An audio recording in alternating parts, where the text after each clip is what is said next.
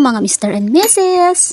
For today's video, wala na naman tayong luto vlog para ngayong araw na ito kasi meron akong nakalkal dito sa aking gallery na mahigit 1 taon na ulit na nakatambak. Video nga pala ito na nakaptured mula sa live nila kay mahigit 1 taon na nakakaraan. Tuwing Biyernes nga ay hinihiram siya dyan sa may customer service kung saan siya nagtatrabaho kasi alam niyo naman pag Muslim country every Friday nagdadasal talaga sila ng tanghali. Sa opisina kasi siya lang mag-isa ang hindi Muslim kaya tinatawag siya dyan para magbantay. Pag mga ganyang oras wala namang trabaho at wala namang mga pumapasok, bilang na bilang lang yan, nakatayo lang siya at least kahit paano ay may nagbabantay dyan sa may customer service.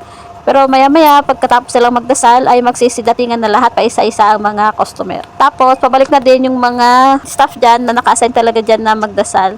Nagre-relieve lang siya dyan, temporary. Then after nyan, balik na naman siya sa opisina. Isa sa mga pinaka-complicated na parte ng pagiging sales and customer service ay yung how you will face customer with the attitude or kaya yung may mga problema. Example lang, gaya ng pag may mga customer na gustong mag-return ng item, syempre may policy din naman ng isang kumpanya na sinusunod lang ng mga staff na kagaya namin. Unang example, doon sa may garments at shoes, kung saan ako na-assign dati, meron kaming 7 days policy. Tsaka kailangan, pag magre-return ka or magbabalik ka ng item, kailangan may resibo. Sa kahit saan naman siguro.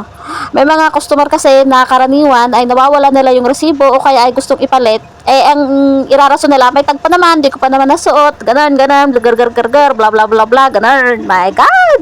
Syempre, yung system, kailangan mong i-scan ulit yung resibo para mag-appear doon yung code o kaya yung description ng item na nabili mo.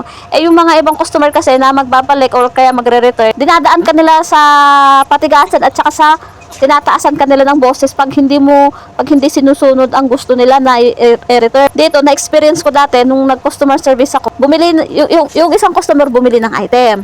Tapos, siguro nasuot na niya, yung amoy niya or kaya yung pabango na ginamit niya is dumikit doon sa damit. Pero ang ginawa niya, hindi niya tinanggal yung tag. Tapos nakita namin na meron ng mancha ng makeup. So, hindi namin pinalitan. Ang gusto ng customer, i-refund yung pera niya, palitan ng ibang item, or ibalik yung pera niya. Ay, nakipagpatigasan talaga ako, B. Hindi talaga pwede. Sabi niya, I will call police. I will complain you sa ganito, ganyan.